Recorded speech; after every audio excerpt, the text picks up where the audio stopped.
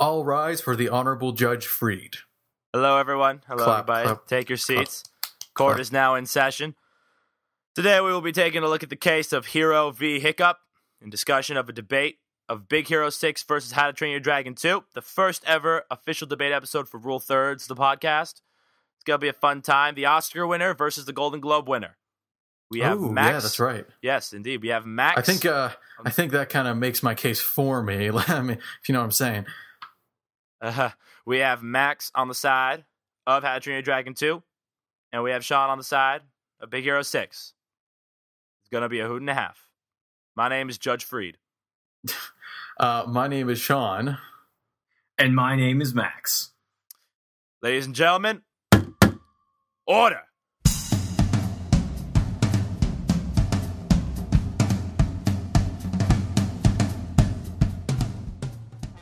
All right, so I'm gonna drop the annoying judge voice, and I'm just gonna go back to my normal voice. Hey guys, welcome back to another episode of Rule Thirds. It's gonna be a good one. First official debate episode for the Rule Thirds podcast. Sure to be an interesting discussion. Before we do that, though, we're gonna have our lovely Sean talk about the community stuff from the second part of our Oscars speculation and then eventual discussion episode. So, Sean, please. So, this podcast brought to you by M. Night Shyamalan. Big twist. Whitley left a comment. I said that in a good way, in a nice way. I'm glad that he's commenting and stuff. Firstly, tone on the background music. It was too loud. Well, that's kind of my bad. Secondly, Spirited Away also won Best Animated Feature in 2003. Max. That's how I feel like he wrote it. I feel like that's how he wrote it. I know it's just comma Max, but what did I say? I forget what I say. I think you said that it Disney's always won or something like that, but he brought up... No, it hasn't. The first Academy Award went to Shrek. I mean, it says, and Aardman's film in 2006, which would have been... would have been what? Wallace and Gromit, The Curse of the Were-Rabbit. That was later than 6, wasn't it? Oh, anyway. No, that was... so it's not always Disney that wins. Yeah, I guess I didn't make that clear. Yes, it's not always Disney that wins. It just feels like a lot. It feels like a lot. Yeah, it's the vast majority. That's fair. And thirdly, Glory was a fun song, but it was also really heavy-handed. I don't think fun is really like the word for Glory. I think everything is awesome is fun. I don't know if Glory is fun. Powerful, I'd say, more so. And heavy-handed, sure. I mean, and so I can see that, but that doesn't mean it isn't effective. Maybe it needs some issues need a heavy hand. Mm-hmm. I agree. Yeah, especially with what's going on in this country right now. I think we could all use a heavier hand. Mm-hmm. And then he, I just, you know what? Sometimes I have to admire the strength of myself. I just resisted a pretty solid Game of Thrones reference. You're welcome. And then finally said, as far as winners. There's something about the heavy hand that would be really funny. As far as winners go, cut and paste my comment about the tale of Princess Kaguya. The rest I'm fine with. So, another twist from the mastermind M. Night Shyamalan. And that's it. Those are the comments we have so far. End community segment. And Whitley. We should just call it the Whitley segment at this point. Yeah, pretty much. Thank you, Whitley, for your comment. It's always appreciated. And remember, guys, we have plenty of social media platforms for you to give us your thoughts. We're on YouTube, Facebook, Twitter, iTunes. All the links are in the description below. And we also, it's not up as we were recording, just because we unfortunately had to take a little bit of a break. We were feeling a bit burnt out with podcasting, so we took a small vacation. And Max we were all busy. Yeah, we Max were all was on busy. set for a short film. Right. And yeah, Sean was in LA. Pro tip, don't be a producer. Don't do it. Don't be a producer. Yeah, I was in Los Angeles. Sean was in LA. LA. Larry was a Nazi. We all had tough schedules. I was a Nazi in the School Musical, which took a long time. Larry was a Nazi. Right. Larry was a Nazi. Right, in a school musical. No, Larry was a Nazi, guys. Larry was a Nazi. Can we spread that hashtag? Hey. Hashtag Larry was a Nazi. Yo, Heil to the Fuhrer, man. All right. Whoa. He's all right. We had drinks the other night. He said he was going through some tough times. Anyway, Nazis aside. Yes, Nazis aside. So again, we have our SML Studios episode that went up, the first official one of the Rule Thirds podcast. So please listen to that one. We had a lot of fun. It was we came up with a great idea. I still love that idea. Yeah. So go check that out. Solid. All right, but now we have to get to the meat of today's discussion, which is a little bit of a debate. So, a little bit of background. If you had listened to our Oscars episodes, which are up 2 parts, before and after, Sean and Max got a little heated over the winners of Best Animated Feature. Let's start with, we both thought the Lego Movie should have taken we it, all but it thought wasn't the like Lego Movie should have gotten it. Yeah, that was... Well, that's a given at this point. But, so, in the Lego Movie's absence, Max thought, oh, this totally belongs to How to Train Your Dragon 2. Right? It won the Golden Globe. Surefire win here. And he said, he thinks it's better. No, I use the fact that it is a better movie, not because I won the Golden Globe. I'm just adding on to your point, my personal point. Sean, on the other hand, is like, no, and he does not agree that How to Train Your Dragon 2 was a better film. He was going to vouch for Big Hero 6. So things got kind of intense, and it got me thinking. You know what, guys? It's that time. It is time for a debate episode of Rule Thirds. I have wanted to start this little sub-series-ish for quite some time, and we're finally getting to it. So the structure is... We should speed this up. Yeah, I know. So the structure is very, very simple. We're going to give our thoughts about Big Hero 6 and How to Train Your Dragon 2 before we start. I'm going to save my thoughts to the very end, because this is a courtroom after all, and I will give the final verdict as to who gets custody. That got really weird. That's a really weird... Okay, just relax, okay? Who gets custody over the one argument? Fine. Who gets the custody of bragging rights? Good, yes, I like that's that. Better. Okay, so we're first gonna give mini reviews of Big Hero 6, then mini reviews of How to Train Your Dragon 2, and then we're gonna talk more in depth about Big Hero 6 and How to Train Your Dragon 2. So we're gonna start off with Max, who's gonna give his thoughts on Big Hero 6 as well as a grade. Okay. Big Hero 6 is not a bad film. However, it is a film with very little to it. It stretches out its backstory in such a clustered way that it kind of screws over the climax and falling action of the end. The action sequences are really kind of boring. The whole thing feels very like, I don't want to use the word, but predictable and sort of cliched. And as funny as it is, the emotional moments, especially the final one, is such a gosh dang cop-out that I could not even get by it. So for me, Big Hero 6 gets a 6.5 out of 10. All right, we may now hear the defense. That's your cue, Sean. Right. I was just thinking, I was waiting the defense. Gotcha. For me, Big Hero 6 is a very fun, very enjoyable, good animated film. One we haven't seen this. I haven't seen one this solid in quite some time. Wreck-It Ralph might have gotten higher heights, but not as solid throughout. So this was a good return to solid entertainment. I think the emotional moments really did work. And I don't think it's predictable as much as it's pretty simple in its goals, but I think it works really well within them. So it's just a very approachable, understandable, yet still well-constructed, though traditional in its format. It's just a good movie, and I'll get it more in depth. I'm poorly prepared for this case, Your Honor. I'm terribly sorry. This opening argument, I should say. Mr. Capdeville, we need a grade for your your review. I give Big Hero 6 a 7.5 out of 10. All right, and now, Mr. Capdeville, we will now hear you against How to Train Your Dragon 2. Please. Well, How to Train Your Dragon 2 is not a bad film. It's not. It's not. It honestly isn't. I would never say it's a bad movie. I just think it's rather clumsy. The whole movie feels a bit cobbled together.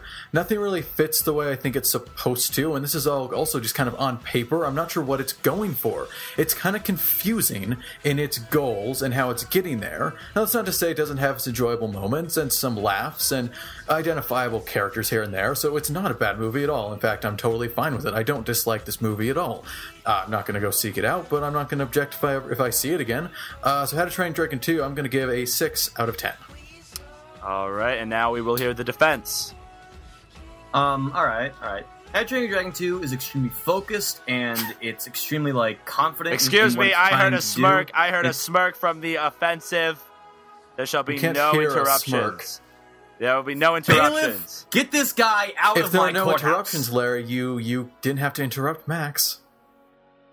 I was working off the joke. All right, Max is finished. Whatever. Anyway, How to Train Your Dragon 2 is is excellent in that it avoids a lot of pratfalls, like Chris pratfalls, and manages to tell this great story and still live up and absolutely destroy the original film in every way it could by being probably one of the best sequels I've watched in a while. The action is excellent, the animation is absolutely gorgeous, much more than that other movie, and it just overall functions extremely well, and it's such a different piece of animated cinema, and I'm so glad that it exists, and I'm so glad that it's so successful, and it gets a 9 out of 10. Oh. All right. Well, see, that's something interesting that's coming into this. Well, that's why I'm really not nervous about this argument, because what I have to defend is that it is a good movie. What Max has to defend here is it's like exceptional cinema. Like, good luck, Max. All right. Like, thank you, please. Mr. Capdeville. Thank you very much for your comments.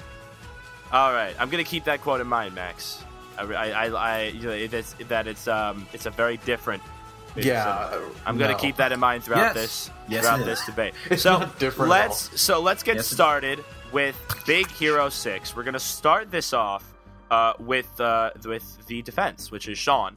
And Sean's we're gonna have an open discussion, but whenever Max feels the need to have a little bit of a discussion about a certain element, we're gonna take a break. So Sean, please go ahead. Right. Well, I mean, first, just right off the bat, I think it's a very creative movie.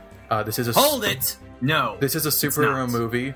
Oh, wow. But the designs are such. It's I don't know. It feels not your traditional superhero movie. It's much more just animated in general. It doesn't fit in that genre. It's so tropes. traditional. It's how does it fit in the superheroes tropes? It's an origin story. So, oh man, this guy, he died. Every original movie is an origin story for something. Okay, let's talk about that. I would like the court to strike any comment of, how do I put this? It's just like this other movie, or that's so overdone. I would like to strike all of that from the record, because Why? Max. Okay, really? You want to bring that up? And Fine, no, I'm not going to talk about how predictable it is all the time, but it's certainly a point to. But if that's going to be one of your points, my God, can I bring that up against How to Train Your Dragon 2? That's not really one of my points. That's just a problem that the movie has. It's not though. It's really well executed. It's not like it's just, oh hey, Uncle Ben for a scene. Oh, he's shot. Yeah, you actually kind of got the connection between the two brothers. And it's not too much. And they make this guy. What is even his name? I'm sorry. I'm Hitachi. Very bad with what? Hitachi? Yeah. Okay, Hitachi. No, he's perfect. He is the. What is his name? What is the trope's name? It's the male version of Mary Sue. Whatever that is, he's that. And as a result, it makes this character that's kind of built for empathy and sympathy. And you can it's so easy to tell what's going to happen. I don't and using the whole predictability I thing. can bring that up against How to Train Your Dragon 2. We are talking about super middle of the line, targeted not exclusively for, of course, kids marketed towards children. Right. Okay. Whatever. It's aimed at them. We're not talking about I don't know, anything with these shocking twists, or Psycho, where your main character is killed halfway through. We're not talking about movies like that. So I don't want us to keep, either of us, honestly, to bring up the point of, oh, of course that happened. Oh, of course that. Yes, I get it. We're not talking about this art house cinema experimental or anything. Fine, that's not what I'm trying to defend. I'm not trying to defend something like that, which it seems like you kind of are. A 9 is really, really high.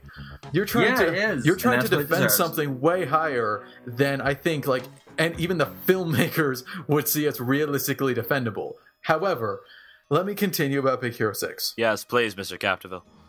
The point is that a lot of what Disney does is not fresh and new.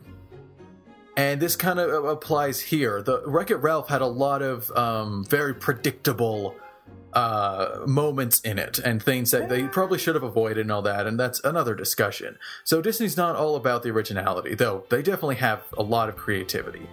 And so I feel like this is a Disney movie in that regard. It does have a lot of the traditional elements. Its structure is very straightforward.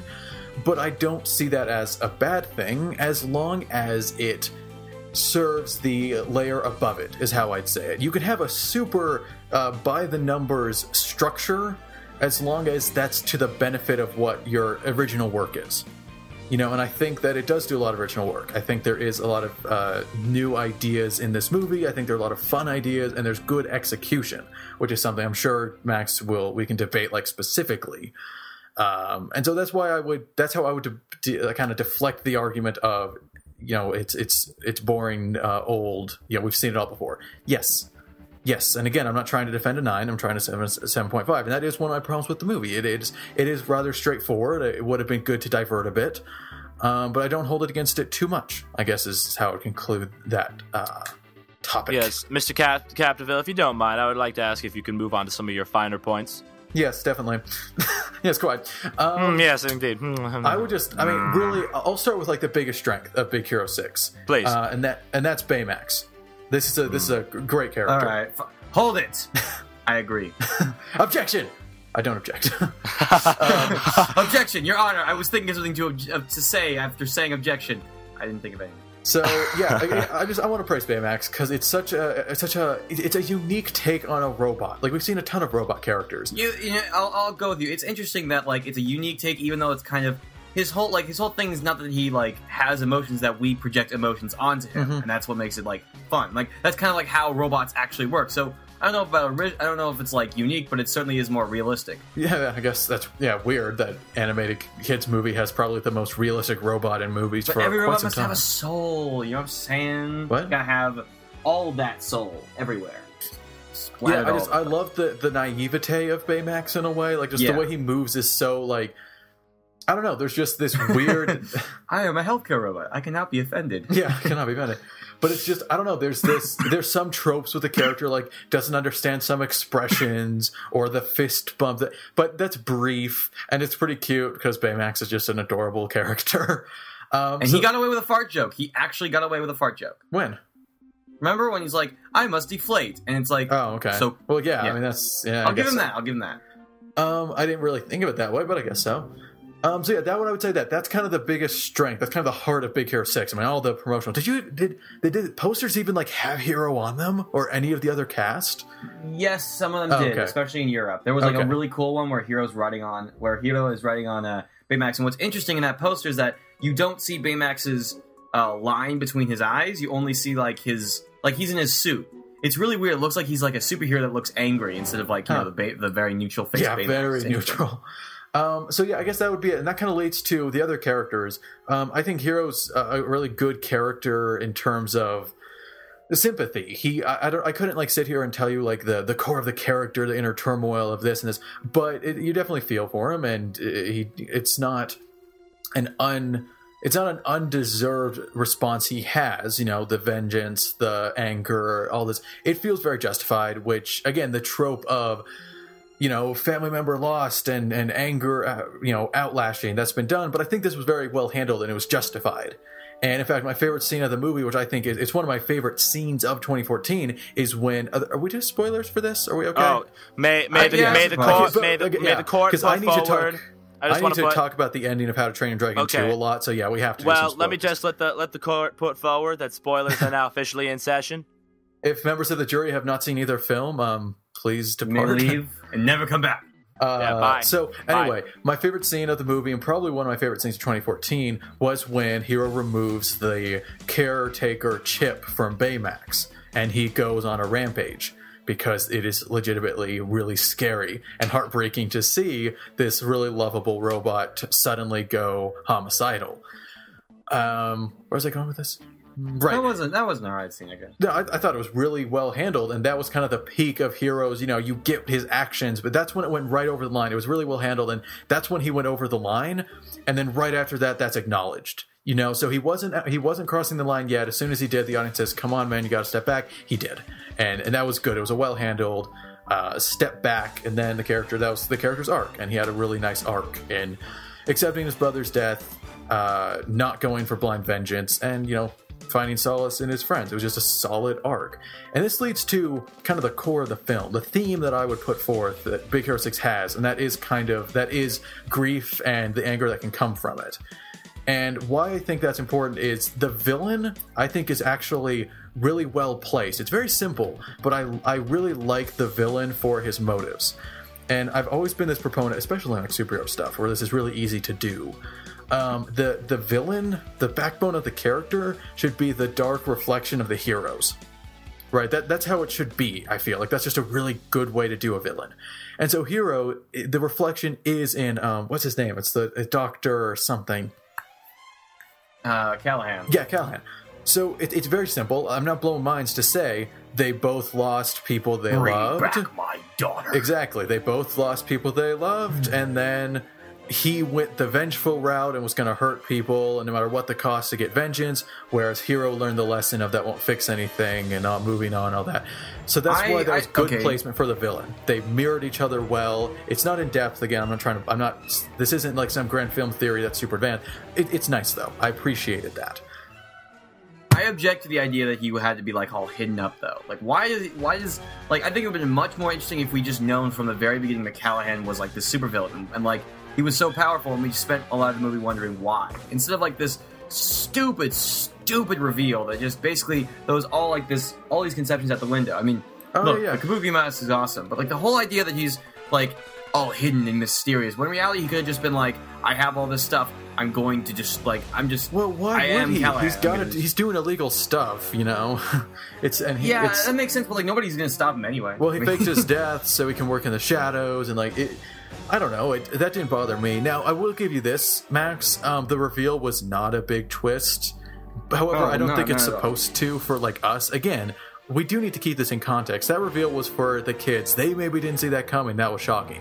But, I mean, of course not. They weren't... I highly doubt the movie actually thought they were going to trick, you know, most of the general audience with that twist. That wasn't the intention. I mean, it goes by the rule that if in universe a character says something about like a mystery, that's not what it is. So as soon as TJ Miller's character says it's, you know, the greedy CEO guy, that's him, that should have been a clue that that's not him. And you only had one other candidate really for who the Kabuki man could be.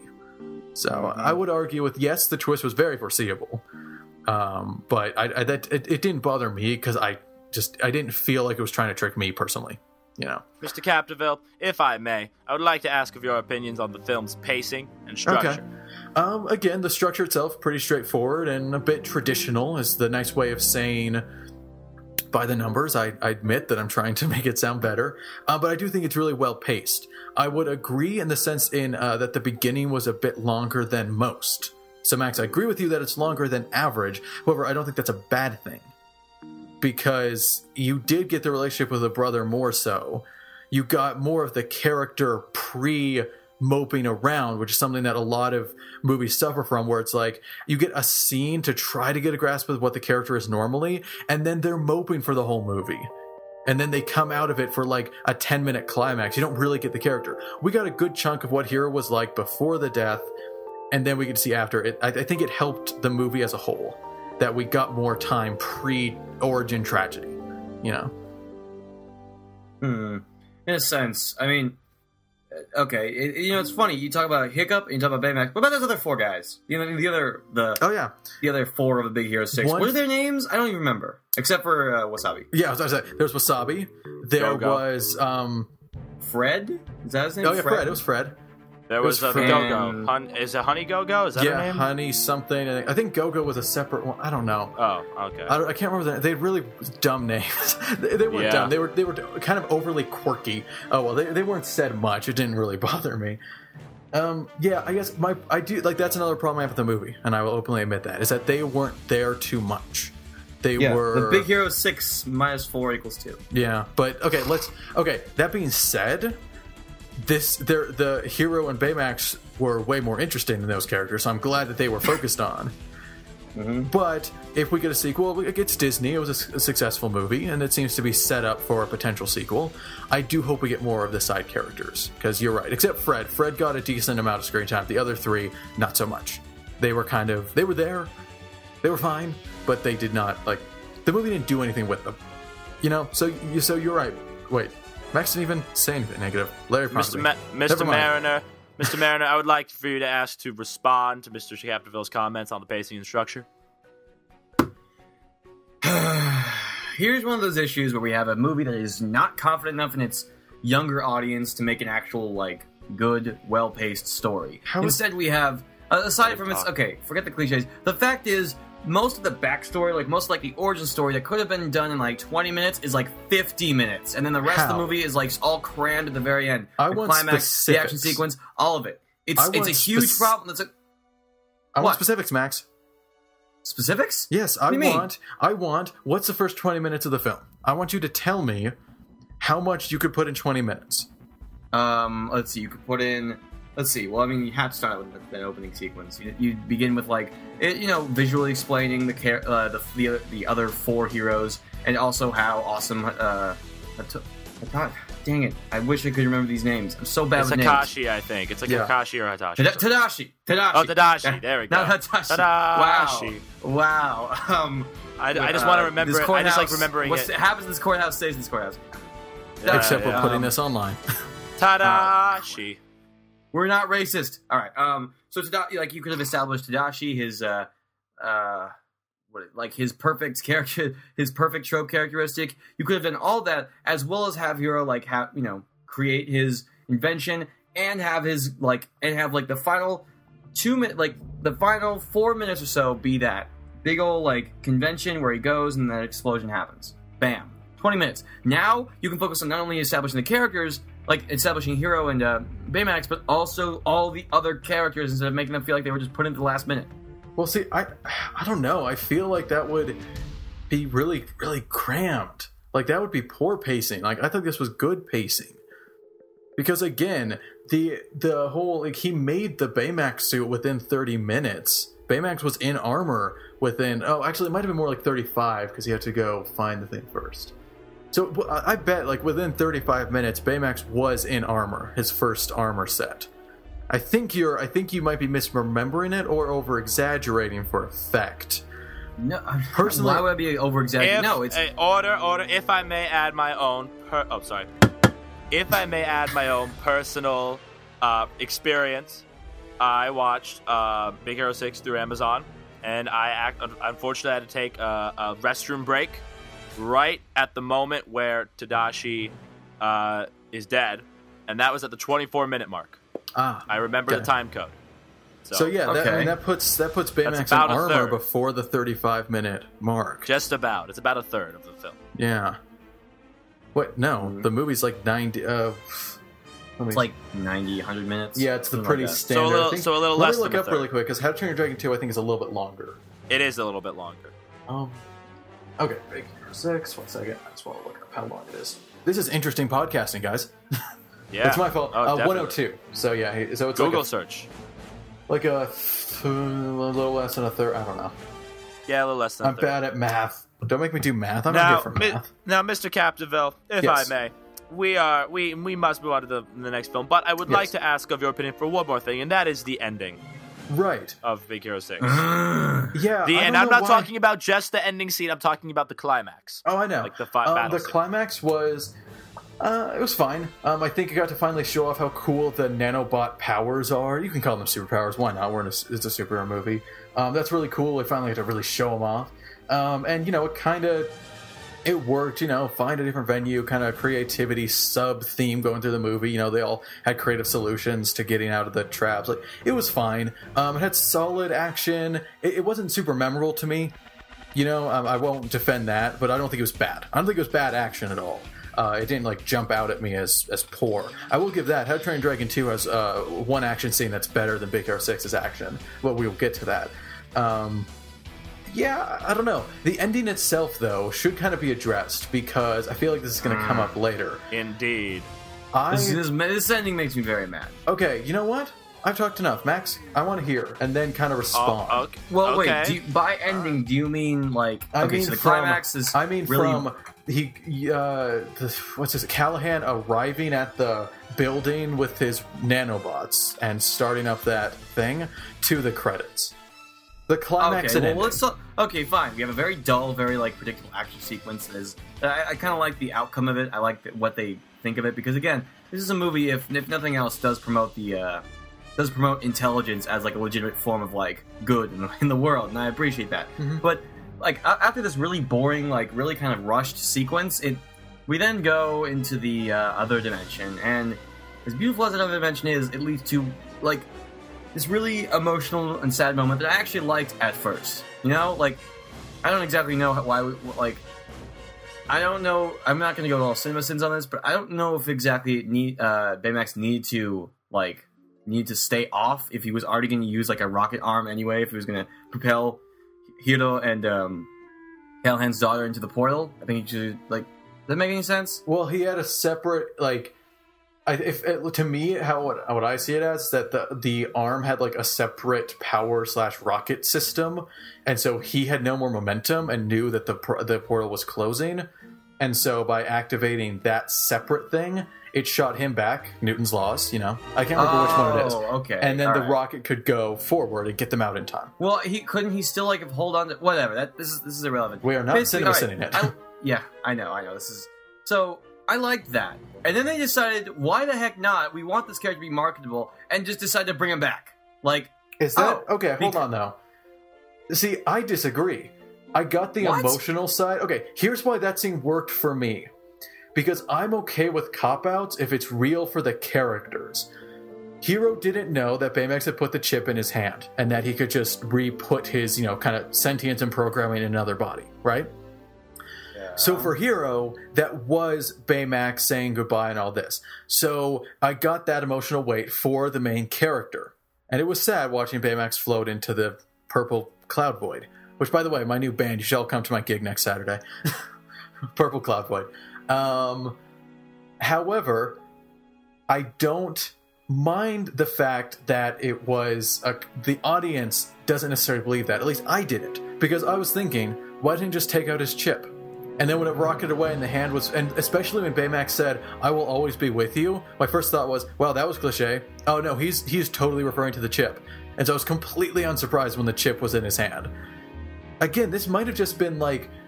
Maybe I'm giving the movie too much credit to like expect this of the audience, but I don't know if the movie necessarily wanted us to be that upset about losing Baymax. I think it more just wanted us to feel for Hiro, and he thought he was losing his friend. Like, why just make the same thing? Why not just like make a different, like Baymax 2.0 that looks different or something? It just feels like, cool. Hey kids, when you lose somebody that you love, you can just replace him easily.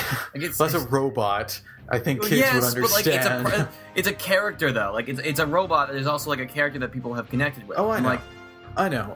I didn't like the ending at all because it feels so like. It's so short-sighted. Like the death, or I guess the sacrifice of Baymax would have been an amazing moment, but instead they just decide, okay, we're just going to undermine that whole thing and just bring about, okay, he's going to be fine. But again, I think if it's real for the character, it has weight. I think, and I still don't think it is though. I mean, because that's the thing for me. Like, I don't. It's rare for me to like get attached to a character as like my relationship to the character. Here's what I mean. I love watching this character on whatever TV show. Oh no, they're killed. That's horrible for me, as in I can't see them. That's rare. Normally I feel bad for the character. Like, oh my goodness, that character met a horrible end. Like, that's terrible for that. I felt bad for Ned Stark, okay? I felt bad for him. He was super honored. He got decapitated, okay? But I didn't feel robbed of the experience. So that's why I think it matters more that the character side is real. Because for me, I wasn't that attached to Baymax. I enjoyed the character a lot.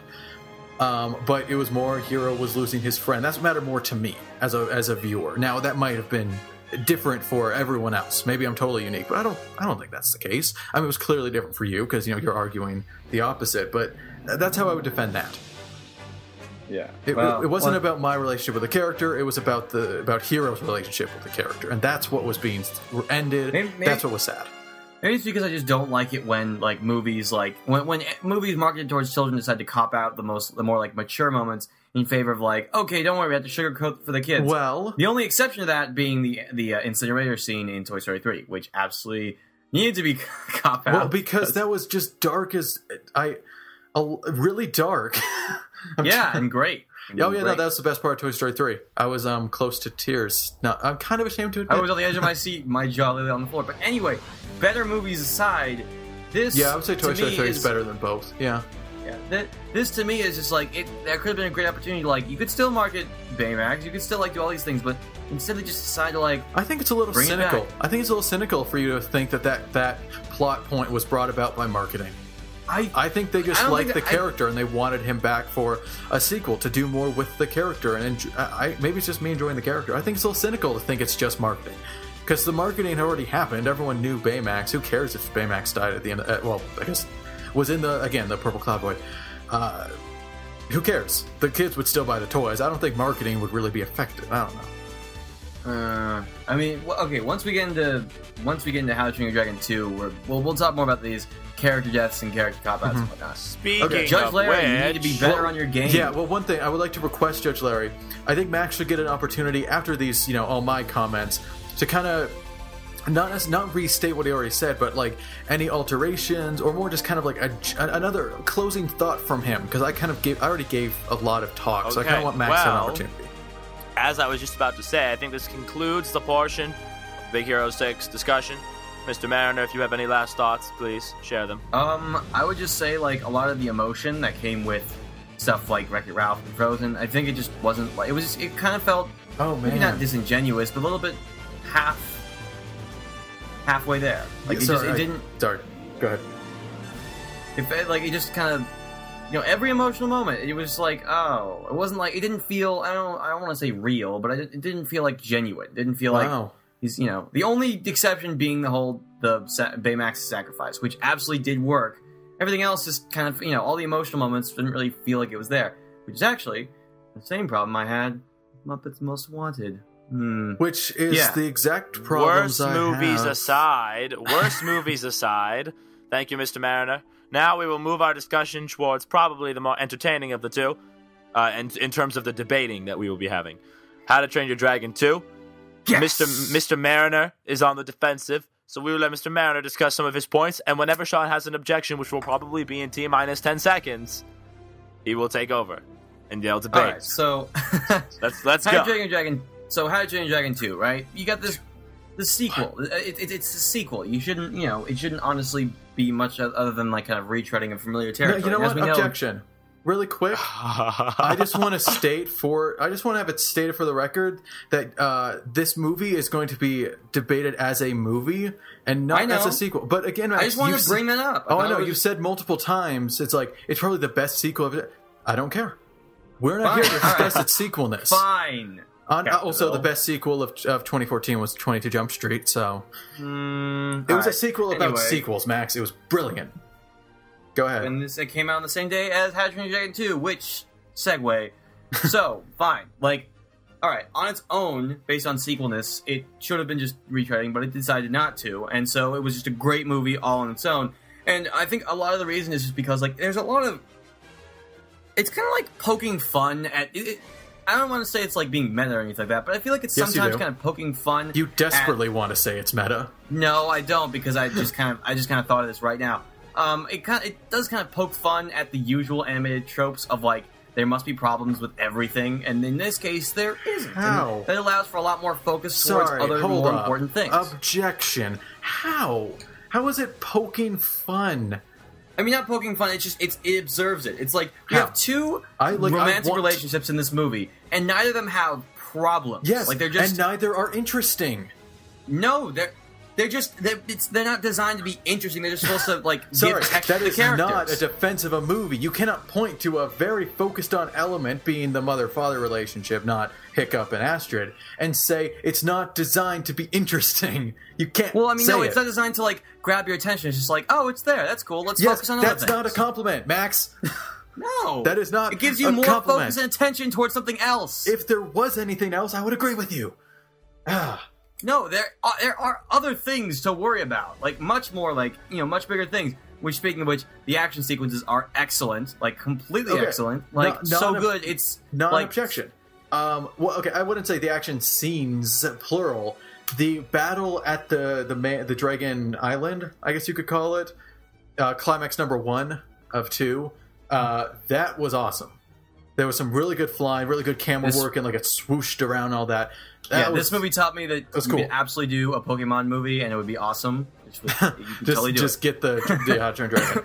Yeah, again, it used unique abilities to dragons. It was visually cool. It was amazing to see so many things on screen. Yes, I agree. Yeah, that was a good scene. Also, and the design Hiccup of sword each dragon, is sweet. Anyway, yeah, and the designs of each dragons are really cool. And we'll get, I guess we didn't really talk about the animation in Big Hero 6, but oh my goodness gracious me, How to Train Your Dragon 2. I know this is a really minor point, but Hiccup has stubble.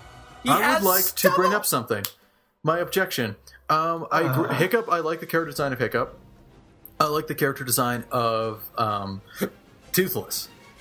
Yeah. I hate both of their names, but that's more the previous movie's fault. Who names their kid Hiccup? I don't like Hiccup's voice. I'll say that. Okay, yeah, me neither. It never really got. Anyway. Jay Baruchel. Ugh. Anyway, my outside of that though, I think the character designs are a bit much and rather inconsistent, and it goes for the humans and dragons. I think I get what they're trying to go for. There's this diversity in the dragons and like all these different types, but it feels so. Some of them feel so out of place next to others. Like they shouldn't physically be able to exist. It's like they're part of a bigger world or something. You know, where everybody looks good. No, but like this is a world where this type of beast is this way. Okay, cool. So like the alpha dragon, those things were cool. They looked more like elephants without trunks, but whatever. Well, that's not entirely fair. Anyway, you have that design, and then you have these dragons with like their necks are like a pixel wide. Okay, I was watching my laptop; they were like a pixel wide, and it just feels weird that the designs are so varying. They didn't feel unified. I don't really like the look of the movie. I don't. Well, I mean, look, it's DreamWorks, and you can in there hit or miss. I'll say that much. I know, but I haven't had this problem before. Like sometimes it works. Like once you brought up DreamWorks, it reminded me Shrek had really varying. Like look at Fiona versus Shrek. Fiona's very realism driven. Shrek's ogre. But I feel like in the fairy tale setting that worked much better, and it was a very light farce in a way. But How to Train Your Dragon 2 is surprisingly serious in most of its runtime. I mean, it's definitely whimsical in areas. And it's not, but the animation and the character designs aren't like so overbearing that it takes away from any of that. Like, see, I think it's clashing. I have a hard time really I don't know. Okay, you're trying to have this dramatic, emotional scene, but then there's this dragon whose head is like 5 times the width of the neck. And it's just kind of weird. And it's sitting there, and I'm like, I'm trying to get into the emotional moment, but that thing looks like it should be in a Dr. Seuss book. Anyway, we should move on from visuals, but I wanted to get that out there. Yeah. So let's see. What else works really well aside from like everything? So, let's see. Let's talk about emotional moments. So I think the 2 big emotional moments for me are both like very much like deserved, very much organic, and very much like. They're very functional. I think the first one, I believe, is Toothless turning on Hiccup, which was like, okay, I'm going to say that like it kind of got inherent like bonus points because it is a sequel, and we have inherently grown more attached to Toothless, or we've seen more of him because it's a sequel. But the fact that he turns against like Hiccup like that, especially during the opening sequence where they're just going nuts in the sky. It's like scary. Like it's actually scary. This is like, it's funny how I watched these really close. Not back to back as I was planning, but I watched Big Hero 6 and How to Train Your Dragon 2 really close together. And it's weird how similar the scenes are. Where Baymax goes insane. Because Disney is like, we gotta get How to Train Your Dragon into Disney. Let's make Big Hero 6. That's kind of what they were doing. I'm not saying it's a bad thing, but that's kind of what they were doing. I'm trying to figure out how that makes sense in like literally any way. Flying sequence. I mean, it's basically the Iron Giant. I mean, it is the Iron Giant meets... Only How to Train Your Dragon 2 has the brilliance to have flying sequences. Only that franchise I'm talking about Big Hero 6 flying sequence. Meager knockoffs can try to have flying. Mr. Capdeville, but seriously, I reject that statement with like every cell of my body. I'm not going to... I think it is important... Mr. Capdeville, I think it is important to note that both movies do focus on a... human creature dynamic. That is also an interesting thing, which is why this debate is really good. And like the movies are similar in many ways. Yeah. All right. So let's see. So yeah, and the next one being Stoich's death. Now I immediately when Hiccup meets his mother, whose name escapes me. I immediately thought she's gonna die. She is gonna die because that's how everything always happens. Even like outside of animation, you have a character, you introduce that character, you like the character, it kills the character. It's like the opposite of that stupid save the cat principle. But no, they decided to kill Stoic because that makes a little bit more sense. It's like it's more organic. It makes a little like It's just like better storytelling. I see. That's the thing. I did not for a second think the mother was going to die. Really? Yeah. Like, or I didn't care, to be honest. Like, I didn't give that any thought. I was not pleasant. Now, okay, maybe this was just. Maybe this is just how this conversation is shaped, and you're kind of on the defensive. I was on the defensive. It's a trial again, but I feel like, Max, a lot of your arguments are, look how amazing this movie is because it didn't do all this crap.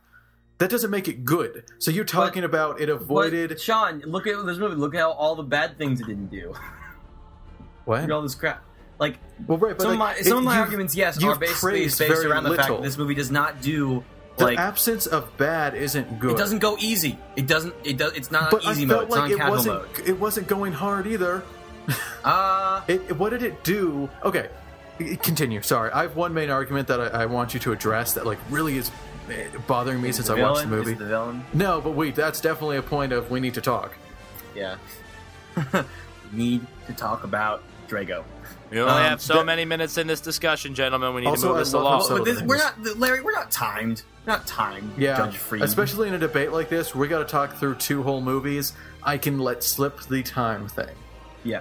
So let's see. I keep going through what stuff I haven't mentioned. I also like the other backs characters because they're treated like or supporting characters. Like, it's in Big Hero 6, we have these 4 other heroes that literally comprise the name of the team the movie's based on, and it doesn't have that in this one. It is literally just here are these other supporting characters. They don't get that much time on screen, and that's okay because they're not designed to take up that much time. I also want to point out that one of the characters whose name once again escapes me, she is the one that's into that other henchman of Drago's. She's her Kristen Wiig is in the movie. Well, that's the voice, so might as well. Yeah. Okay. Okay, so Christian Wiig's character, it's again, I don't want to keep going back to, it doesn't do this, but I do feel it kind of refreshing to see a sexually driven female character instead of a sexually driven male character, because, I mean, it's just a little bit more interesting, and, it's... And that's the funniest line in the movie, but the only one that got, a really out-loud laugh from me was when she sees... For me, it's Jon Snow, because it's Kit Harington, turning the turret thing... Right? And then he shoots the net towards them. Do you remember what she... And then she just spreads her arms and says, "Take me." That was funny. That was easily the funniest part of the movie. Yeah, and those... Again, but those supporting characters are designed from the ground up to take up little time on screen because this story really is about Hiccup's family. Instead of having Big Hero 6's, let's put these other 4 characters and shove them in there and hope that everything works out okay. Honestly, they didn't do anything. The side characters didn't do anything at all. Yes, but Astrid, at least... No, here's the fact. Here's the fact of the matter. If Astrid was on her own, that entire subplot would have gone identically. She could have done everything that the whole group did on her own. Which, A, speaks to the character. Well done. B, speaks to the unnecessity of the rest. They're just kind of there for some laughs. And that also goes for... who did Craig Ferguson voice?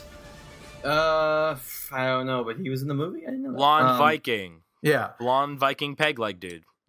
That's my name. Character was also kind of awkwardly there for just some awkward comic relief, and he was not needed. If it was just Stoic going around, the movie, it would have been fine. I mean, the thing is, these characters, all of the different parts of the movie, fit, instead of Big Hero 6, where they, where everything is, just put up a little bit too big in here, another here, and, when you put them together, that sounds you can still so see, great. a perfect circle, but it looks kind of, it's clunky. It's not, See, that's what Big Hero, that is what How to Train Dragon 2 is to me. Nothing felt driven. Nothing felt in place. Everything felt like it was just kind of going. This was stuff happening. Nothing was grounding it. Nothing was... Okay. I want to bring up a few things, Max, if you mind. Do you want to go through any other main strong points? Because I have two big things. I'm ready for this. Okay. The first thing isn't as major, but it's a pet peeve of mine that I've been seeing recently, and it happened 2 times in a row that Max liked the movie way more, and I docked the movie for this feature, and they're almost identical in their structure, and that is the double climax. What is your deal with the double climax? Because here's my problem with the double climax. The point of a film's climax is to bring the drama of the film to a single, like, a point, you know, kind of like a plot point, a point in time where the tension's the highest, where everything that's been put forward is brought together, and, you know, through spectacular action sequence or through psychological, you know, dialogue or through some decision, whatever it may be, whatever genre, it's resolved. And they come out wiser, and there's your resolution. The problem with the double climax is that it inherently robs each other of being a proper climax. You start with the giant big boomy one, which was the attack on the island, which was a far superior climax and where the movie should have ended. And that was cool. And that got the whole, like, everything coming together. You know, this army that was built up is happening. We have to protect the dragons. They say over. That's what they do. And then the father has to rush in to save his son, and the mother was fighting too. And that was the everything coming together. And so that was a mostly satisfying conclusion. However, what was left was the thematic tie-up, you could say, and the 1v1 showdown, which is something that should always happen in a climax in this type of story. I shouldn't say always. Usually does, and usually works really well. And that was reserved for like 10 minutes later. And you have to kick back up again for the mano-y-mano type climax. Now, this is identical to, like I said before, this is identical to Dawn of the Planet of the Apes, where the real climax was the attack on the human compound. And it was awesome. And it was big. It was explosive. It was this conflict coming to a head. It was a point in the story. Like, there was so much to do. Like, there was so much left to do. But here's the problem. You, as the story writer, should have been able to do both at the same time. A properly crafted story should not have two climaxes. Why? Because it's lazy. It's not lazy at all. Lazy. It can prove a point. How? What did it prove? That you can't fit it in one? Nothing was done in the first climax that wouldn't allow the second for How to Train Your Dragon 2. Think about it. The father gets toothless, fireballed. He's dead. The Drogo, really subtle name, guys. Was walking off. Hiccup confronts him right there. Wins back toothless. Blah, blah, there you go. The people aren't there to cheer him on. Whatever. The climax would still happen. You keep it in the same scene. We don't need the quiet down for funeral scene, the comedic relief baby dragons flying scene, the oppressive, the alphas reaching the town, and then a second climax. That break just killed it. You can't get back into it like that. The Absolutely can. No, it's not like it. It's like if it's trying to prove like. What, do we have to scale down the scope of everything just so we can have this one golden moment where we can't where we have to make sure everything is built up? Yes. That's so restrictive. That's how every constrained. Story is. Now, it could be multifaceted. So something like, just popped in my head, The Avengers. That had one pretty big climax, and people were doing different things and running around. That's fine. That's not a double climax if everything's kind of running parallel. It can be multifaceted. It doesn't have to be this one singular moment. It doesn't have to be the, will he shoot the sheriff or the outlaw? I don't know. This is a theoretical movie I just made up in my head. It doesn't have to be this one defining moment. But it needs to be one piece. It needs to be an actual climax. Not most of a climax, admittedly. A break for 8 to 10 minutes. But that's not a climax. And then it's a part of the movie. Then why is it so big? Toothless killing why does it have so much weight? Why does it have so much behind it if it's not the climax? That's what the movie was building. Because it's a part of the story, and the story is pretty important. That's what it was. Max, never think for a second I don't think story is important. That's almost all I care about. 98% of a movie I care about a story. So take that back in your head. Story is important. It's omniimportant, in fact. That's a weird word to say. However, I just put omni in front of it. That's how important it is. I put omni-important. It's okay to have, an aftermath segment. So if you condense the events of the first two climaxes and then the funeral happened, that would have been really touching. That's how I thought the movie should have ended, honestly. What? On a funeral? Yes. A lot of movies do that. I mean, why not have a somber note? You yourself said you don't like it when kids' movies kind of cop out on somber moments. Yeah, but then it wouldn't be wrapping anything up. Like, plots would be still hanging in the balance, that's the thing. And everybody would be asking questions. Well, that's the thing. You would smush it, is what I'm saying. So Hiccup would win back Toothless, the same scene. Drogo would lose his control of the Alpha, his power yelling. Can we talk about the villain? We will. I'm gonna, because that's my second point. I actually have 3. I just realized. But the double climax irks me. I think as a storyteller, it should all tie in nicely. That's a well-controlled story that you weave it all in. Now, the closest I've seen this to being okay is Lord of the Rings, where there is kind of a double climax in the sense of the Battle of Minas Tirith versus the Black Gate. You guys have both seen Return of the King, right? I'm not saying nonsense. Yeah, just the way it all kind of blends together for me. Well, that's not true. That's a different discussion, Max. No, anyway, I'm not saying it's bad. Just kind of why together. I think that's different is because different things are at stake. And I think that's really crucial in a climax. What's at stake? The same thing was at stake for both. Okay? I mean, yes, the objective was a little different. You know, Hiccup was like, I gotta win back Toothless. That was kind of the objective of the second thing, as opposed to, defend the dragons and all that. But the same thing was at stake. It was repetitive. It was like, oh my goodness, is this all gonna fall apart? End scene, slow down, comedy. Then, oh no, is this gonna all fall apart? It doesn't work. I'm sorry. You should be able to tie everything together nicely. I think one climax is not a lot to ask for. And it's not like I'm arguing for you have to have the first act, the second act, and your climax. And I'm not saying you need this totally traditional, everyone's been doing it, plot progression to hit notes exactly when they're supposed to. But you shouldn't have to have 2 climaxes. Your story should be content with 1. Your story isn't good enough for 2. No story's good enough for 2. You should be able to just weave it in. Again, it doesn't have to be regarded as a climax. It can just be regarded as a very high-octane moment in the movie. But not when it's so close to the end, and not when everything's on the line. What do you mean? Stoic's death was not that close to the end. Yes, it was. I can go on Netflix and tell you exactly when Stoic's death was away from the movie.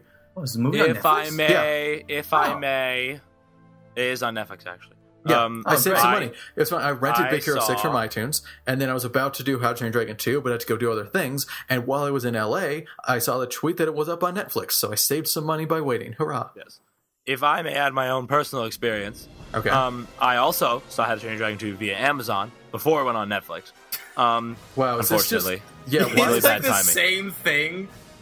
I use a lot of Amazon. For by Amazon? Jeez. No, do you leave every time something big is about to happen in a movie? No, no. That was different. No. What happened was I had to pause it because my mother had come down and had to tell me something. So I didn't want the movie keep going and whatever. And I paused it during his funeral scene, and there were 15 minutes left. Mm-hmm. Really? That's close. Yeah. And besides, that's pretty close. Without credits. Wait, 15 minutes? That doesn't make any sense because you still have to do credits. I think that must be exaggerated a bit, Larry. There's no way that could have been 15 minutes left. Okay. Do you want me to look up on Netflix right now? Maybe 20. Yes. Okay. Please. 20. Okay. Netflix. Maybe 35, actually. You know what? Maybe 70 minutes. Whatever. Whatever. I was rounding. What Prime podcast. Okay, there it is. I got it. Play fool. Okay. Awesome. I had to rent the movie. So I'm going to go from the beginning of credits, right? So this isn't like left in the movie. This is left in the story part of the movie. So Fine. The movie itself ends at... Mute, please. Thank you. Ends at 1:33. So help me remember that. It ends at 1:33. Okay, 1:33. Stoic's death. The funeral is at 1:19. Aha! It's even less. So, what was this point going? Right, it was too close to the end, and everything was at stake. Everything the movie was building up to be at stake was at stake, except just like the location of the hometown, which, I mean, I guess that was at stake the second. That was kind of different. But you get what I'm saying, Max? Let me bring in like a different example then. What about in a movie like Dark Knight Rises, where you have where you absolutely have a double climax and nobody seems to complain about it? It's been so long since I've seen Dark Knight Rises. Well, let's see. The first climax is obviously Bane breaking Batman's back. And then what? Next that was like halfway through the movie. That was not a climax. But it's still a climax because no, it's not. all the points of the movie were brought up to focus. Climax. That is not like...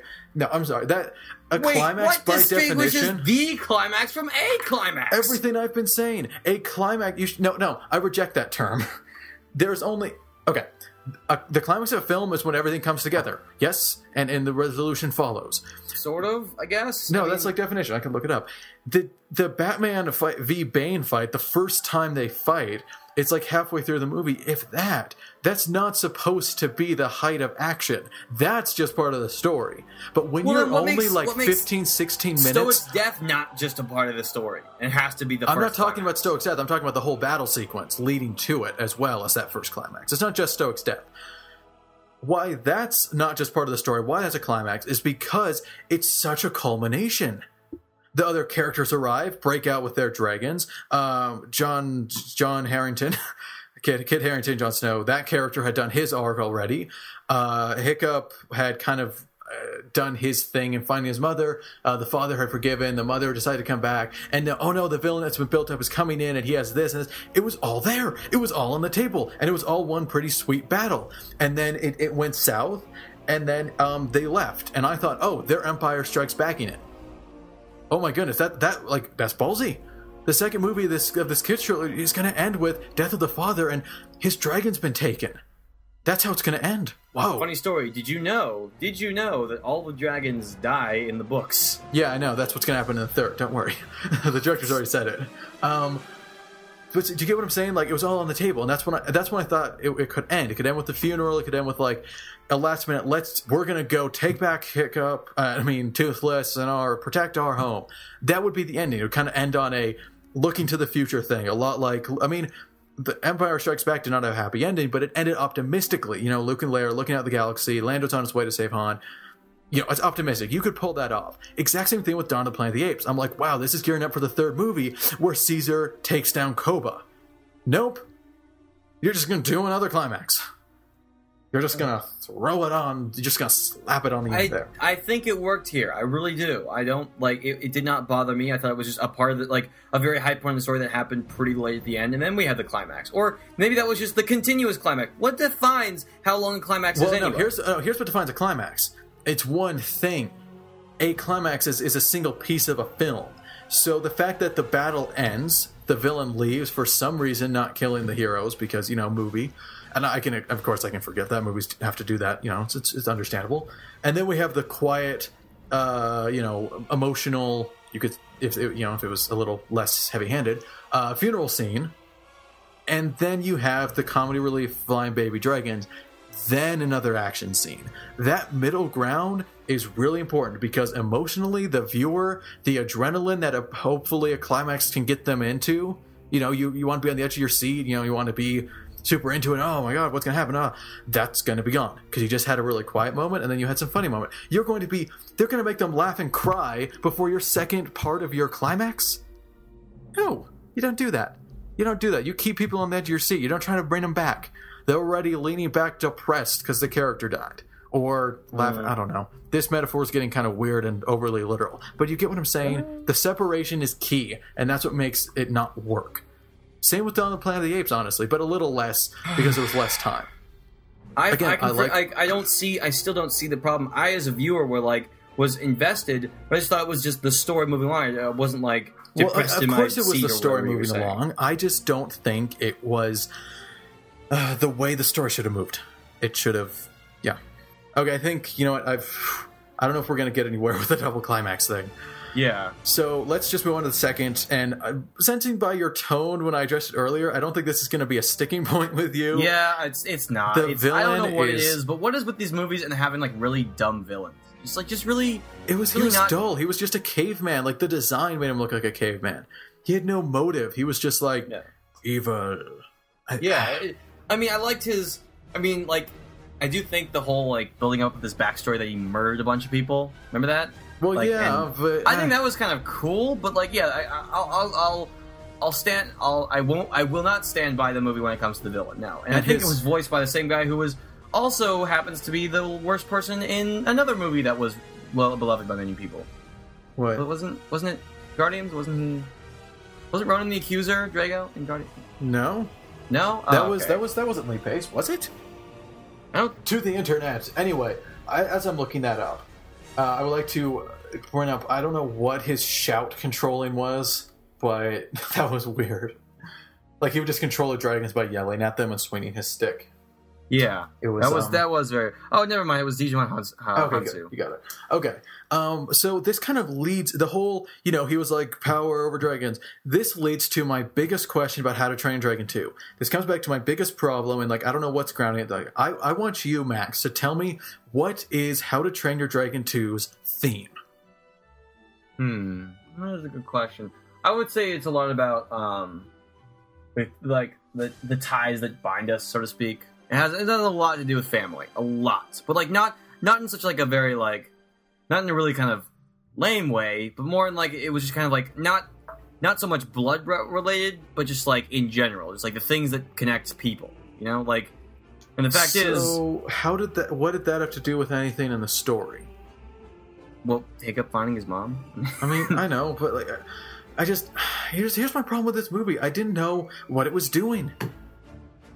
And that's not a matter of like I don't know where it's going. It's not super predictable. I don't know what it was trying to accomplish. Like at any turn, I don't know what it's trying to build up to. Nothing seemed to gel. Like it didn't fit. Like okay, I thought the theme was something about change because they bring it up a lot. They like a ton. Mother's like, why did you leave? Oh, I had no choice that they would change their mind. He's like, you can't change Drago's mind. And he's like, I have to try to change his mind. And everything back home has changed. It's like, okay, you're building on this change concept. Cool.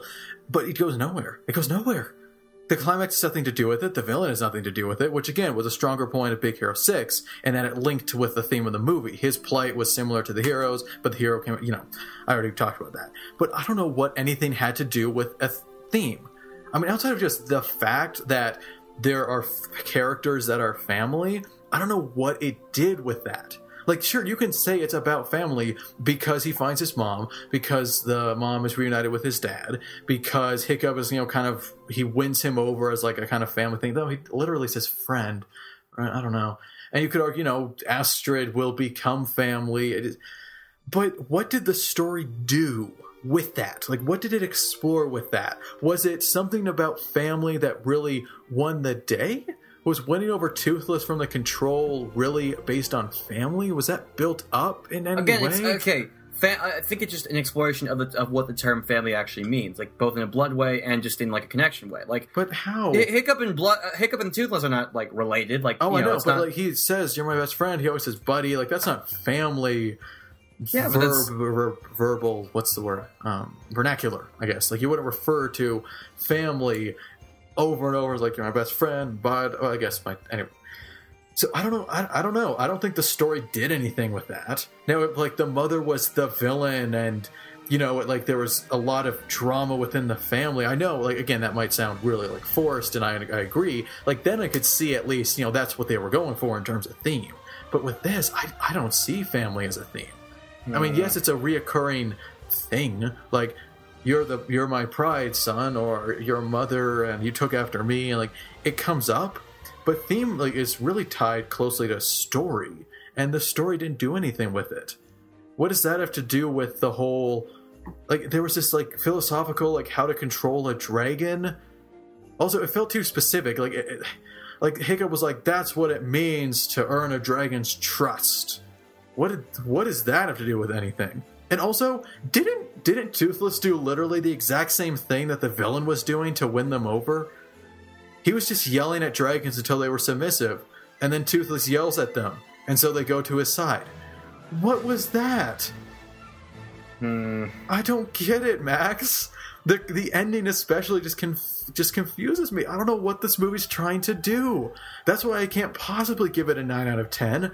I don't know what it's even trying to do. I can't say whether or not it succeeded. But that fact that I couldn't tell you definitely shows some problems.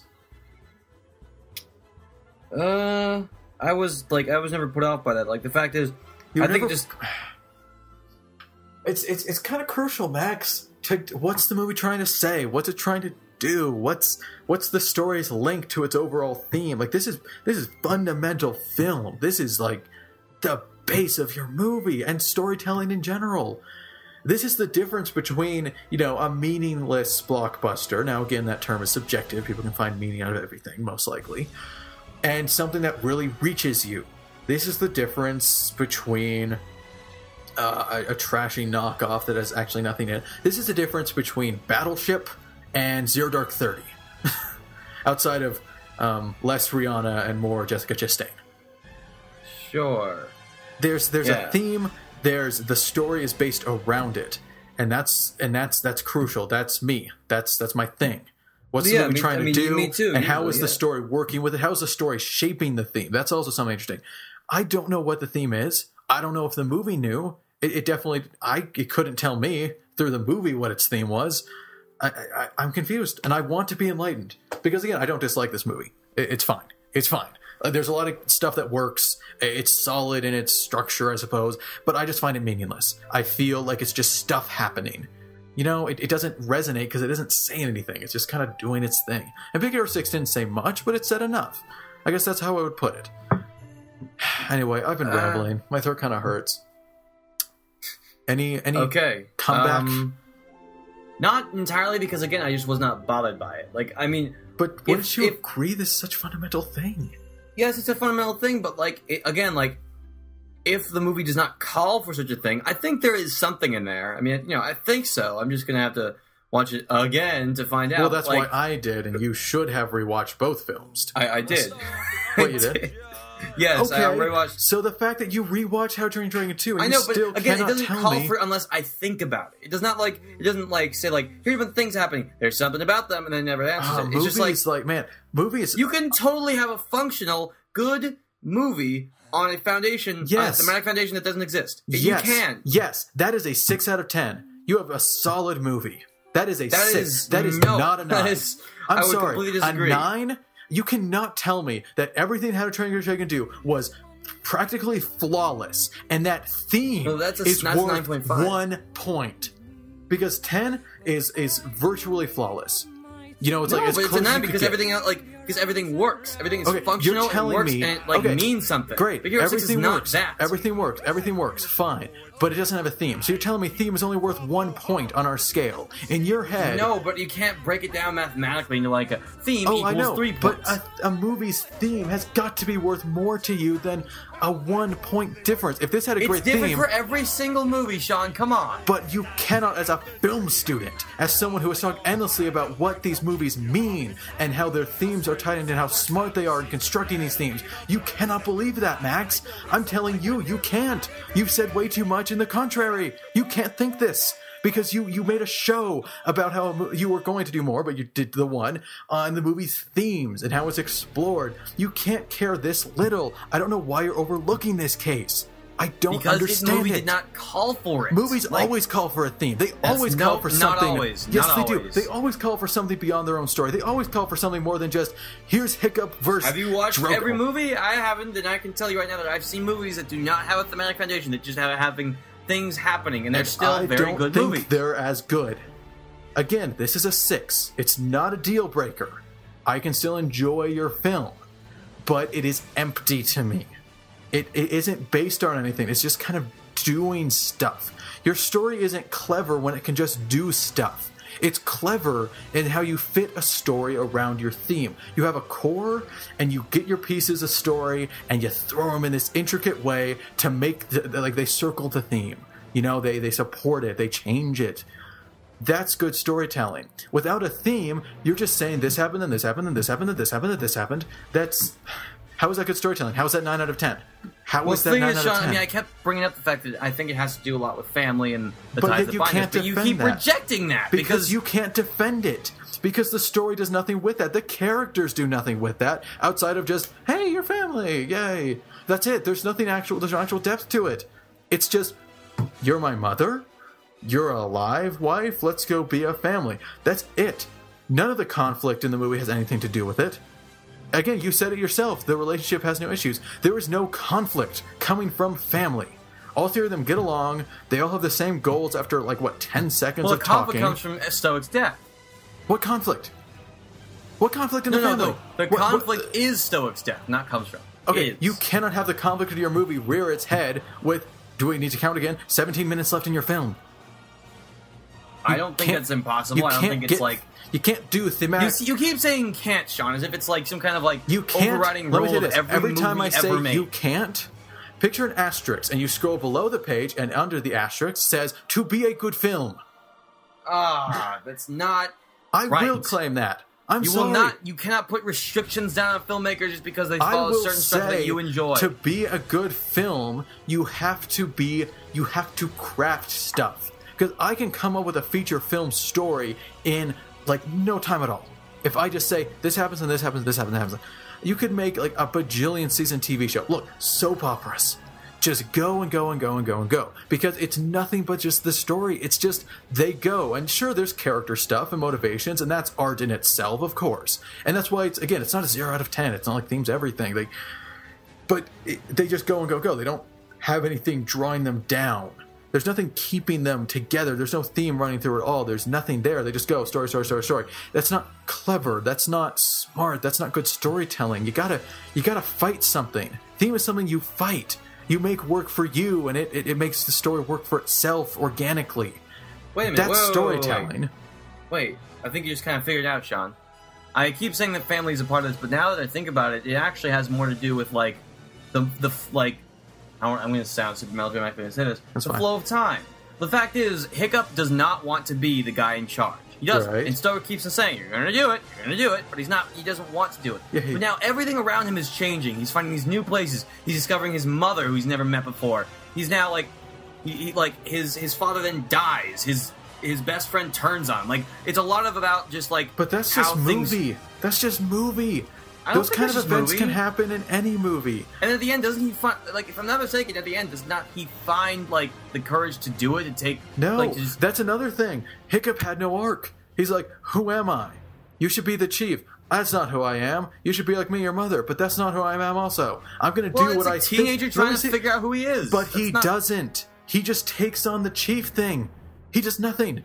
Well, that's not go exactly... bad storytelling. It's just like being, like, it's just kind of... more. I mean, I don't know if it's great storytelling, but it's honest. It's like a guy. It's about a guy who doesn't know who he is. Like, yeah, he didn't find it. He just went with the default. That's not a good character arc. I don't think I should do this. Then he does it. That's poor. That's poor. I'm sorry. That's not a good character arc. It's not. It's not. It's not. What you say at the beginning of the very first scene with Hiccup. When he's talking to Toothless, it's like, well, he's talking to Astrid, I suppose, after. He's like, he asked me to be chief of the village. That's not who I am. And she's like, what you're looking for isn't out here. It's in there. Cringeworthy points to his heart, right? And then at the end of the movie, he's like, I'll become the chief. And she's like, I told you, it was in here. You mean the thing that he was told he was going to do? How did he find anything in himself? How does that mean anything? He just did what he was supposed to. That's not who he is. He said it himself. That's not... How can you defend this? It's a mess. Because there's a lot that happens in the movie that makes him like decide to do it. Decide to go forward and take this opportunity. It's about him coming to terms with being an adult. It's like the very last part of a coming of age story. A very, very last part stretched into a movie. No, because the director himself has said that that's what the third movie is. The completion of his coming of age. That can't be this movie. Then that's what... Yeah, I know, this movie was intentionally designed to be the second act of a trilogy. And so a lot of stuff that's going to be brought up isn't exactly, perhaps, like, closed up exactly. And I think the third movie will do an excellent job of doing that, hopefully. But that isn't a defense for this movie as that's on not its own. Yeah, sure, it's not a defense for the movie, but the movie is still an excellent, functional piece of filmmaking that's much better than anything Big Hero 6 could ever hope to be. How? You've given me nothing. You've given me nothing. No, you already backtracked on your family thing. You already talked about how bad the I think it still has, like, is. themes of that, but I think it's more about just Hiccup and, like, who he's trying to figure out who he's supposed to be. Well, yeah, but what does he do? He doesn't figure it out. He doesn't figure out anything. He just goes back and saves his town, because that's what he should do. Like, again, he's the protagonist. He's got to go save the day. It was just so, like, of course. He goes back and saves the day. Protagonist comment is going to set me off on another level. I think we have reached the end, because neither of us are going to change. And I don't get why. You've not offered any counter outside of just the same... That is so untrue. I have made a lot of arguments, and the fact is you're just rejecting them. Because they don't. They're not strong enough to undo mine. That's what you do in a debate. Again, I don't think he had an arc. And if the character doesn't have an arc, how is that the theme of your movie? Because a character arc is part of story, and story's based around the theme. And if you make a lot of really big statements about story when you have not even made a film yourself, like I say story. that too. Max, I've done this too. I know story. That is the one thing I know. I've done practically nothing with my life but hear and tell stories. I know stories. Story is connected to theme. Character is connected to story. If the character's arc does not exist, that is therefore removed from story. Therefore, that cannot possibly be an outshoot of the theme. I think we need to wrap it up because I don't get it, but I don't think I'm gonna get anywhere. I think it's neither of us. It's poor theme. It's poorly handled. It's not deep. It's not deep. And the difference between Big Hero 6, man, that's deep. But that's the thing. I said that at the beginning. That's why I wasn't at all worried about this discussion. I'm trying to defend it as a 7.5. You're trying to defend a 9. A 9 is what I gave like Gone Girl. I think you gave Gone Girl 2, right? Yeah. Yeah. I just that has just so much more going for it. That is so much. You're trying to defend a 9. I'm not saying Big Hero 6 is super I thought deep. it was a very good movie. It's not very Sean, good is a 7.5 by definition. Fine, an excellent movie. But decides to not do Look, bad. I think you're just washed overdone. It's just okay. You've clearly been around too many of the same boring stuff because your only praises for this movie seem to be look at the crap it doesn't do. Well, does it do anything good in absence of crap? Yes, as I said before about the supporting characters, as I said before about the supporting the characters action, don't the do animation, anything. everything. It works. It functions. It doesn't function on anything deep. That's all I can say. I agree with you, Max. It functions. It is a 6. It functions. A 9 is not a functional movie. Function should be a base. Then you go for good and great and then excellence. If you just say that a movie functions and that's a 9, how can you give it functions excellently. All the parts that fit work so well. They all they're but they don't intended fit with each into other. anything. They don't fit into anything except each other. That's weak. Pieces of story fitting to the theme is what's good. That's what says more than that's what resonates outside of just the story world. I mean, yeah, you can say that. The point was the relationship of Hiccup, Toothless, and winning over the dragons, and but how's that applicable? How am I supposed? Should I go out and have my Night Fury roar at a giant dragon to win over hundreds of other dragons? Let me schedule with my secretary on when I could, in the real world, do the dragon roaring contest. You get what I'm saying? It doesn't apply to anything. And Big Hero 6 is about grief. That applies to everyone. It might not be that deep, but it touches on it. And, kids, this would be a good introduction to it. Lion King was that for me.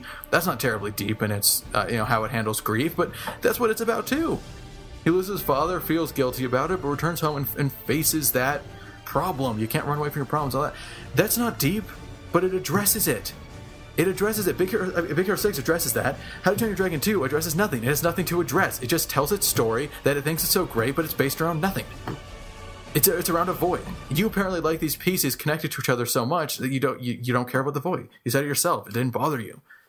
That's fine. That's not how I see movies. I will not back down. I'm not gonna. Well, I'm sure not gonna back down either. Yeah. Is it safe to come out now? Can I look? Okay. I don't know, Larry. So you were quiet. I decided to step back a bit because Sean seemed to be going on quite a discussion there. What are you talking about? I'm fine. By the way, if you get that reference, congratulations. Thank you, gentlemen, for a very spirited discussion about Big Hero 6 versus How to Train Your Dragon 2. And, of course, as the judge in this courtroom... The Honorable Judge Freed, yes. The Honorable Judge Freed, I must come... Honorable. ...to a... Wow. You don't even know his verdict yet. You're just going to throw that out there. Okay. It doesn't matter. Max. All right, Mr. Mariner. Whatever you want to say about my honor is your business. But I am going to give a verdict. Now, my verdict is not based solely on my opinions of the film, as that would be just a terrible way to pull a verdict. It's also about, just how the argument went. and whether I was solidified on one side versus the other. So to do this, I'm just going to give my thoughts on both movies, and by the end, you'll sort of have an idea of where my verdict stands. You're ready for another hour of podcasting, Sean. All right, so here we go. So I've already made my thoughts public about Big Hero 6. I enjoyed that movie. It's very fun. It's creative. And Baymax is a ton of fun. And the only issue I would have with it is that it does not leap too many bounds. And I think we brought that up.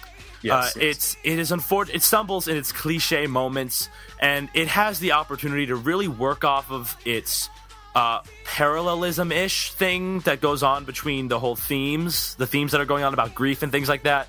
Yeah. And it doesn't really go all the way, and that's really disappointing. And it still shows me that Frozen lovers be damned. I still think that Disney Animation needs to work on being able to tell a truly interesting original story. But I do like Big Hero 6. I enjoy it. I'm going to give that one an 8 out of 10. I think it's pretty solid, pretty great. Now, Max, I want to bring up something that you said earlier. You said that How to Train Your Dragon 2 is a different kind of film.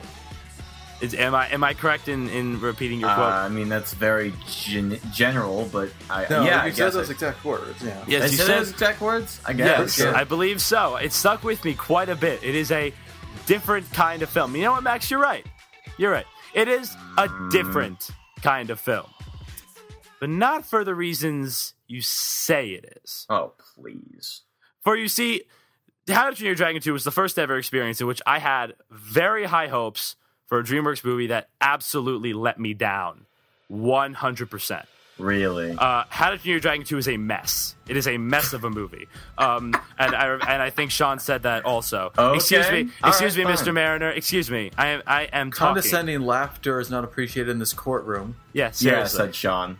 Okay, I'm giving my honest thoughts. Okay, I think it's pretty much a mess of a movie. It has so many different characters and themes that it tries to explore, but it doesn't give enough time to any of them, causing just a sort of I don't even know. Like, I mean, if I have to perfectly describe my experience watching the film, by the time the credits began to roll, I felt two things. One, disappointed, obviously, but second, empty.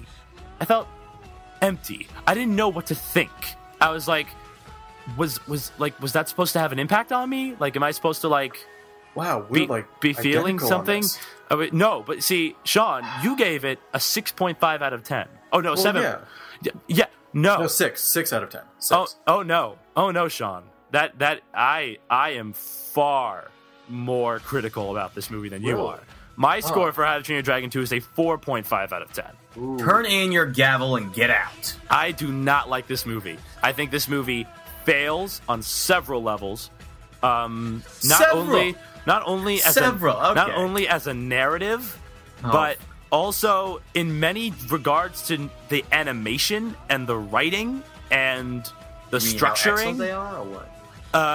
And it's a mess. It is a mess of character development. It's a mess of thematic development. And the worst and I mentioned this, the real problem is that it tries to have all these different developments happening, but it doesn't give the movie nearly enough time to really, go deep into the psychological, impacts of it. In one movie, we find out the mother's alive, the father dies, and Hiccup takes over the village, and we learn of this entirely new, other person who has Hiccup's ability. It's just there's a lot of things that happen in this movie, but none of them really hit you that hard, because not only are the characters not as likable as you really wish they were, the themes aren't well fleshed out, and Sean, a lot of your points really hit for me. The double climax is really bad. I like Dawn's. I think Dawn is fine in double climax, but I think the stakes were raised so high in this movie's double climax that having that death happen and then moving along for another 15 minutes felt really unnecessarily long. It's really bad. The villain is weak. He's boring, and the voice actor who does him really needs to get some coaching. it's a mess. But not only do I give the verdict win to Sean here, not only because of my opinions, but because he did a better job debating the movie. He was way more combative. He fleshed out his points way more, and I wish Max would have gotten some more time to actually talk about his points. You guys were going really argumentative, and I don't know. I felt a little let down, Maxwell. A little let down. Well, see, I love the movie, and I don't need either of you guys to justify it, so I'm not as invested. Yeah, but you should also take criticism, re-examining movies is always good, so you shouldn't just brush this off. These are legitimate criticisms, and maybe reviewing the film with these arguments, it might change your mind. Now, I know you don't want that, but as, like, I don't know, a film, what's the word? Appreciator? I don't know. It might be good. Like, again, I've read really negative reviews of movies and rewatched, and oh, right, that is a problem. Listen, I don't need no lecturing from my co-host. I love that movie, and I'm not going to take Stagnation, the movie, otherwise known as Big Hero 6, over this. I'm not going to do it. Don't you think that you should, I don't know, rewatch it with these arguments in mind to see? I mean, if you do think it's a 9, then you're fine. Like, if you're very firm in this, fine. What about this? I am fine with you keeping this movie, you keeping it at a 9 out of 10. But I sincerely think you should rewatch it with these arguments in mind, because Larry and I are saying the exact same things, so it's not like it's just me being weird or, whatever. You should keep them in mind. Rewatch it. See what you think. Because it might change your mind. You might see more in Big Hero 6, actually, if you ever rewatch that. I don't know. I've seen that movie twice. I don't need to see it again. Well, I saw How to Train Your Dragon 2 twice. I don't need to see that again. And on that note, bragging right courtesy goes to Sean. Huzzah! Bragging right on the tiniest podcast ever. Pretty much. Totally mean stuff, guys. Yeah. Good job, Larry, picking the argument that you agreed with. Well, that's... Max, I did argue better. Yeah, seriously, bro. You need to be more combative with your arguments. If someone's going to come at you... If I do, then Sean's going to bark back, and I'm not going to do that. Well, that's what an argument is, Max. But no, it can be civilized. It doesn't have to be, like, yelling back and forth. I was civilized. I'm passionate. Well, on that note, guys, court is now no longer in session. So, thank you so much. Larry. Adjourned. How did you drop this? How did you manage to completely miss the most quote line in court? Bailiff, can you take Max out, please? There is no bailiff. No, that's the twist of the movie. There is no bailiff. Our fourth host. I wish he was here, but J. Jonah Jameson is not around. Anyway, let's wrap it up. Anyway, yeah, thanks, guys, for watching this debate episode of Rule Thirds. We hope you enjoyed it. And be sure to check out the rest of our catalog of episodes on iTunes and YouTube as well. We'd be very glad to have you on board as a listener. Rule Thirds. On that note, my name is the Honorable Judge Freed. My name is the victorious Sean Capdeville. And I am the Honorable Max Mariner. And hey, you can't take his time. We have a new time. I don't care. I am honorable. He's honorable. He's honorable. And fine, I'll say it officially. Court is adjourned. There you go, Max. Jeez, you can stop complaining.